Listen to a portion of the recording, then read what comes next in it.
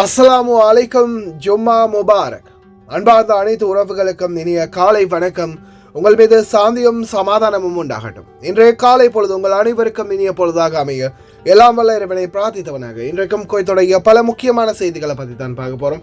வீடியோவை கடைசி வரைக்கும் பாருங்க. தெரியாத நண்பர்களுக்கும் மறக்காம ஷேர் பண்ணுங்க. வீடியோ பிடிச்சிருந்தா ஒரு லைக் பண்ணுங்க, சப்ஸ்கிரைப் பண்ணுங்க, தொடர்ந்தும் சப்போர்ட் பண்ணுங்க. குவைத்துடைய டினா மதிப்பும் உள்ளதா பார்த்தலாம். இலங்கைக்கான ரூபாய்கள் ஒரு தினாரின் மதிப்பு 970 ரூபாய் 26 உள்ளது. இந்தியாவின் ரூபாயில் ஒரு தினாரின் மதிப்பு 277 ரூபாய் 24 உள்ளது. இது வந்து அல்முசைனி எக்ஸ்சேஞ்சுடைய அப்ளிகேஷன் ஆன்லைன் ரேட் ஆகும். கூகுள் ரேட்டை பார்த்தலாம். இலங்கைக்கான ரூபாயில் ஒரு தினாரின் மதிப்பு 976 ரூபாய் 8 உள்ளது. இந்தியாவின் ரூபாயில் ஒரு தினாரின் மதிப்பு 278 ரூபாய் 27 உள்ளது. அமான் எக்ஸ்சேஞ்ச் ரேட்டை பார்த்தலாம். இலங்கைக்கான ரூபாயில் ஒரு தினாரின் மதிப்பு 976 ரூபாய் 56 உள்ளது. இந்தியாவின் ரூபாயில் ஒரு தினாரின் மதிப்பு 277 ரூபாய் 40 உள்ளது. ஜஜில் எக்ஸ்சேஞ்ச் ரேட்டை பார்த்தலாம். இலங்கைக்கான ரூபாயில் ஒரு தினாரின் மதிப்பு 974 ரூபாய் 28 உள்ளது. இந்தியாவின் ரூபாயில் ஒரு தினாரின் மதிப்பு 276 ரூபாய் 70 உள்ளது. ஜஜில் எக்ஸ்சேஞ்ச் பற்றிய மேலதிக தகவல்களை தெரிந்து கொள்ள 97 23 54 61 என்ற வாட்ஸ்அப் இலக்கமூடாக திறப்பு கொள்ளுங்க. இன்றைய தினம் சஜில் எக்ஸ்சேஞ்ச் 4 மணிக்கு பிறகுதான் திறப்பாங்க. இலங்கைக்கான ரூபாயில் ஒரு தினாரின் மதிப்பு 974 ரூபாயாக உள்ளது. இந்தியாவின் ரூபாயில் ஒரு தினாரின் மதிப்பு 277 ரூபாய் 50 உள்ளது. இது வந்து ARY எக்ஸ்சேஞ்சுடைய அப்ளிகேஷன் ஆன்லைன் ரேட் ஆகும். KBE எக்ஸ்சேஞ்ச் இலங்கைக்கு 974 ரூபாய் வழங்கியிருக்கிறாங்க. இந்தியாவுக்கு 277 ரூபாய் 15 வழங்கியிருக்கிறாங்க. குவைத்துடைய பல எக்ஸ்சேஞ்சுகளையுமே அக்கௌண்ட் நம்பரை மறைச்சிடுறாங்க. இதை பற்றியும் உங்களுக்கு தொடர்ந்துமே தெரிய தரது. நீங்கள் ஏதாவது ஒரு புதிய எக்ஸ்சேஞ்சுக்கு பழைய பற்றுச்சீட்டோட போகிறீங்களா, அதான் நிச்சயமாக அதில் அக்கௌண்ட் நம்பர் இருக்கா அப்படின்றத செக் பண்ணிக்கோங்க. அப்படி இல்லாத பட்சத்தில் எழுதிட்டு போனாலும் பிழை இல்லாத அக்கௌண்ட் நம்பரை எழுதிட்டு போங்க. ஏதாவது ஒரு நம்பர் பிழைத்தாலும் கூட உங்களுடைய பணம் நாட்டுக்கு போய் சேராது. அந்த பணத்தை திரும்ப பெறணுமா இருந்தாலும் ரொம்ப நாட்களாகும். மறுபடியும் கட்டணம் செலுத்த வரும். அதே போல் எக்ஸ்சேஞ்சுகளில் பணம் அனுப்பி முடித்ததும் மறக்காமல் பற்றுச்சீட்டை செக் பண்ணி பாருங்கள். எல்லா டீட்டெயில்ஸும் சரியாக இருக்குதான்னு. நீங்கள் சரியான டீட்டெயில்ஸ் கொடுத்தாலும் எக்ஸ்சேஞ்சில் வேலை பார்க்குறவங்க பிளவுறதுக்கும் வாய்ப்பு இருக்குது. யுனைடெட் கல்ஃப் எக்ஸ்சேஞ்ச் கார்பரேஷன் இந்தியாவுக்கு பணம் அனுப்ப 750 ஃபில்ஸும் இலங்கை பணம் அனுப்ப ஒரு தினாரும் கட்டணமாக ஆரம்பிடுறாங்க. அல்சாமில் எக்ஸ்சேஞ்ச் கார்பரேஷன் ஒரு தினார் மட்டுமே கட்டணமாக ஆரம்பிடுறாங்க. யூஜே எக்ஸ்சேஞ்ச் கார்பரேஷன் ஒரு தினார் மட்டுமே கட்டணமாக ஆரம்பிடுறாங்க. குவைட் ஏஷியன் இன்டர்நேஷனல் எக்ஸ்சேஞ்ச் 750 ஃபில்ஸ் மற்றும் ஒரு தினார் போன்ற கட்டணங்களும் ஆரம்பிடுறாங்க. குவைட்ல Al Nada, ARY, Aman exchange, UJ, Al Samil, Ansari exchange, Lulu exchange, Joyalukkas, KBE, UAE, Oman exchange, Bahrain exchange, BEC, world street exchange, Jazeel exchange, Malik exchange, international exchange, Al Shafa exchange, இது போன்ற இன்னும் பல எக்ஸ்சேஞ்சுகள் இருக்குது. ஒவ்வொரு எக்ஸ்சேஞ்சுகளையும் ஒவ்வொரு விதமான கட்டணங்கள் இருக்குது. குறிப்பாக இன்றைய தினம் வெள்ளிக்கிழமை அப்படின்றதால பல எக்ஸ்சேஞ்சுகள்லையுமே நல்ல ரேட் கொடுக்கறதுக்கான வாய்ப்புகள் அதிகமாகவே இருக்குது. அதே போல் ஜஜில் எக்ஸ்சேஞ்ச், மலிக் எக்ஸ்சேஞ்ச், அல்சாமில், யூஜே, அல் ஷஃபா இது போன்ற எக்ஸ்சேஞ்சுகள் எல்லாம் ஒரே தினார் மட்டுமே தான் கட்டணமாக ஆரம்பிடுறாங்க. அதாவது ஒரு தினார் மட்டுமே தான் கட்டணமாக ஆரம்பிடுறாங்க. அதே போல் ARY எக்ஸ்சேஞ்ச் 750 ஃபில்ஸ் சில பிரான்ச்சுகளில் வெள்ளிக்கிழமைகளில் கட்டணமாக ஆரம்பிடுவாங்க. மற்ற நாட்களில் தொடர்ந்துமே 900 ஃபில்ஸ் மட்டுமே தான் கட்டணமாக ஆரம்பிடுறாங்க. அதே போல் ஜஹராவில் ARY எக்ஸ்சேஞ்சுக்கு பக்கத்திலே இருக்கக்கூடிய சுலைமானி அல் முகாசிம் எக்ஸ்சேஞ்ச் வெறும் 750 ஃபில்ஸ் மட்டுமே தான் தொடர்ந்தும் கட்டணமாக ஆரம்பிடுறாங்க. ரேட்டும் ஓரளவுக்கு பெஸ்ட்டான ரேட் தான் வழங்குறாங்க. முடிந்த வரைக்கும் உங்களுடைய கஷ்டப்பட்டு சம்பாதிக்கக்கூடிய பணத்தை நல்ல எக்ஸ்சேஞ்சுகள் மூலம் அனுப்புங்க.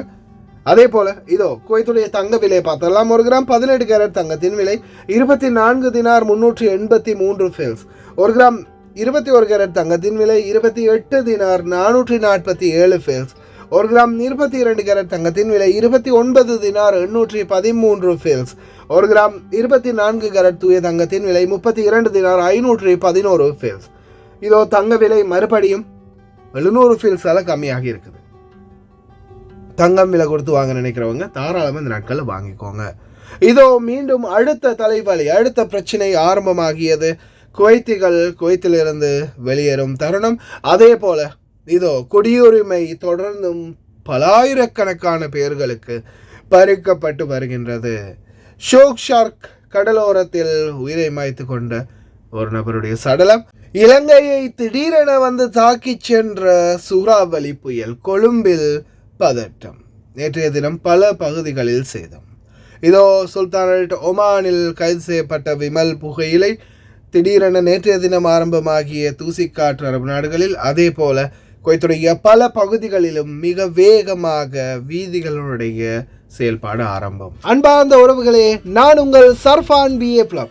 இன்று நான் வந்திருப்பது லயன் எக்ஸ்பிரஸ் கார்கோவோடு இணைந்து முதலாவது பரிசாக 200 தினார், இரண்டாவது பரிசாக 150 தினார், மூன்றாவது பரிசாக 100 தினார் மற்றும் 10 பேருக்கு ஆறுதல் பரிசு சர்ப்ரைஸ்.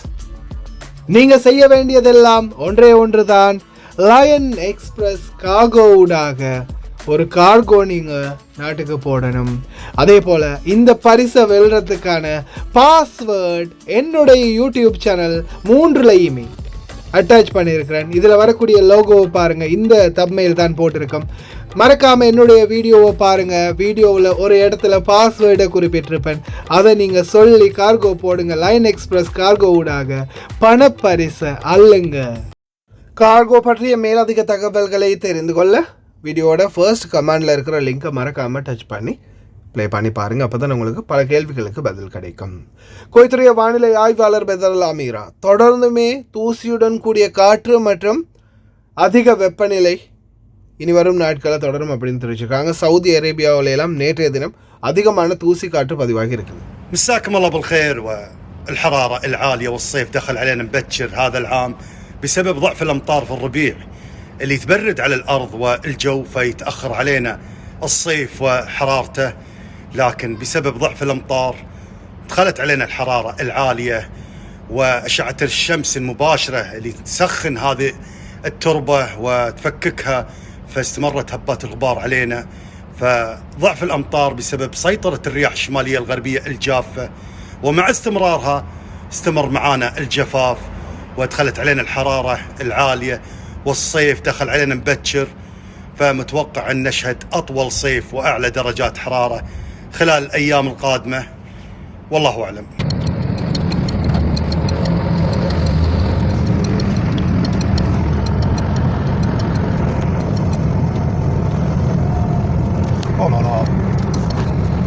لا حول ولا قوة إلا بالله. الله شوف وين يا رب يسر، يا رب يسر، يا رب يسر، يا رب يسر. ايش تلقى الناس وراك؟ يا رب يسر، يا رب يسر. நேற்றைய தினம் கொழும்பை அண்மித்த பல பகுதிகளில் திடீரென தாக்கிய சூறாவளி. இலங்கையின் கொழும்பு பகுதிகளில் திடீரென அதிவேக காற்று வீசியதால் பல மரங்கள் முறிந்து விழுந்துள்ளது. பல வாகனங்களும் சேதமாகிய காட்சிகள் சமூக வலைத்தளங்களில் பதிவாகி இருந்தது.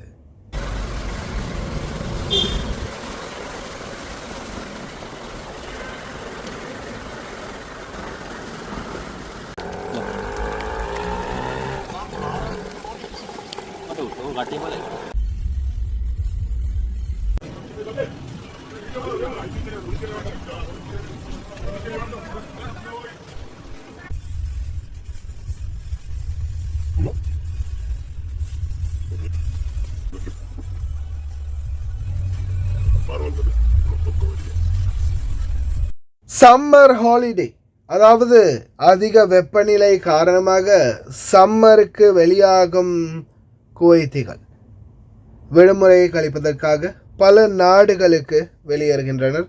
இதில் முக்கியமாக நியூயார்க், லண்டன், பெர்லின் மற்றும் சில ஆசிய நாடுகளுக்கு தற்போது வெப்பநிலை எங்கெங்கெல்லாம் கம்மியாக இருக்கின்றதோ அந்த நாடுகளை நோக்கிய பயணத்தை மேற்கொள்கின்றனர் குவைத்தி குடிமக்கள்.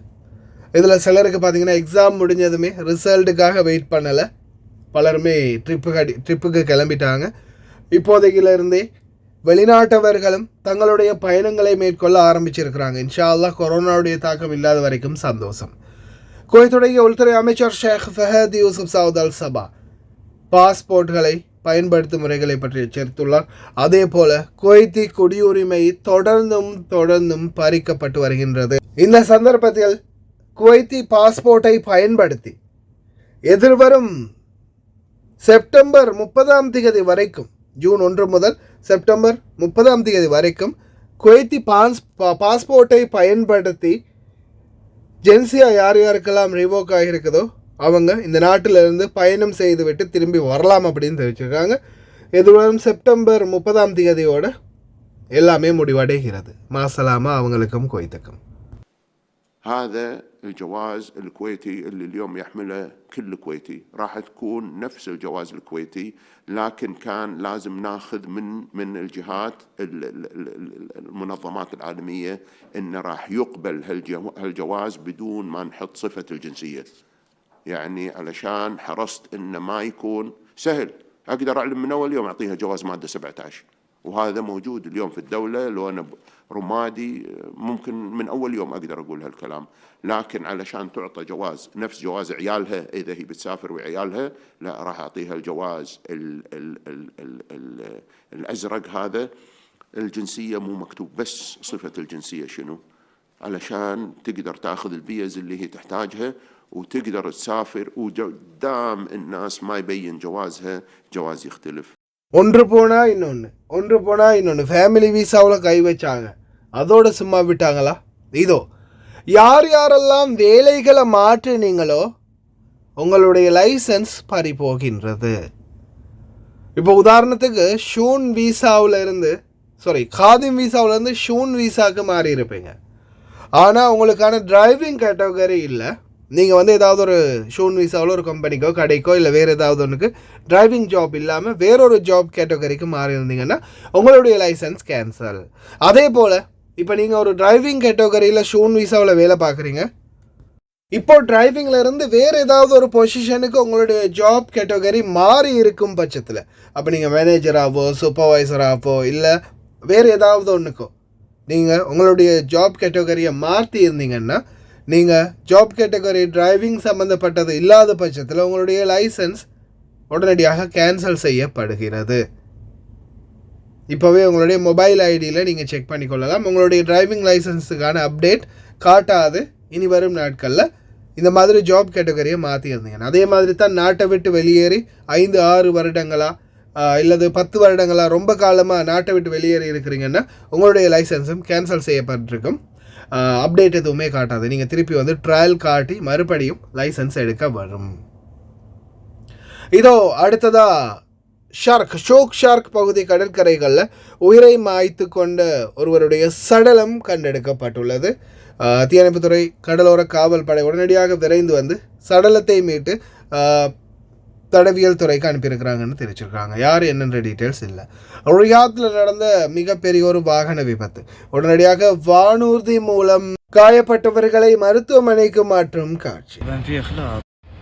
طبعا في اخلاط طبي طيران. نسأل الله لهم السلامة ان شاء الله.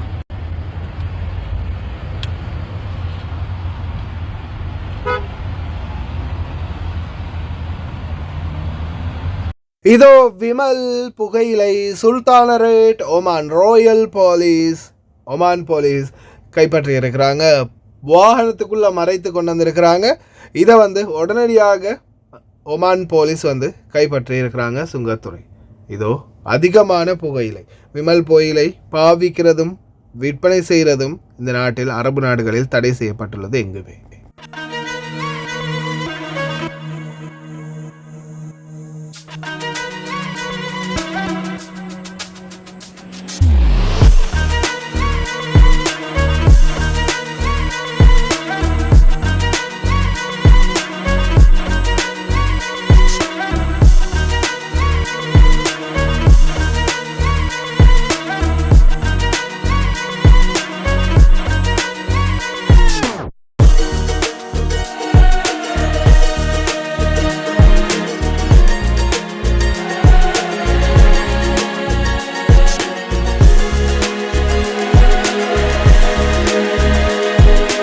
குவைத்துடைய பல வீதிகள், அதாவது குறிப்பாக அப்தலி சாலை மற்றும் இன்னும் சில வீதிகள் பார்த்திங்கன்னா மிக வேகமாகவே செயல்படுத்தப்பட்டு வருது. அதே மாதிரி ஒவ்வொரு பகுதிகளிலையும் இனி வரும் நாட்களில் தொடர்ந்தும் பராமரிப்பு பணிகள் இன்னும் தீவிரமாக இருக்கும் அப்படின்னு தெரிவிச்சிருக்காங்க. அதே மாதிரி இடையில சில ரோடுகளை பார்த்திங்கன்னா தோண்டி விட்டுட்டு அப்படியே விட்டாங்க, பள்ளம் மாதிரி ரெடி பண்ணிவிட்டு அப்படியே விட்டுடுறாங்க. நம்ம வாகனத்தில் போகும்போது மிகப்பெரிய பள்ளத்தில் விழுந்து எழும்புற மாதிரி இருக்கும். வாகன ஓட்டுநர்கள் தயவு செய்து ரொம்ப கவனம். بناء على تعليمات وزير الأشغال العامة الدكتورة نورة محمد المشعان، احنا اليوم متواجدين في موقع طريق العبدلي للوقوف على آخر مستجدات الأعمال في العقود الجديدة للصيانة الجذرية لأعمال الطرق، والأعمال عبارة عن فرش تايب 3 للإسفلت.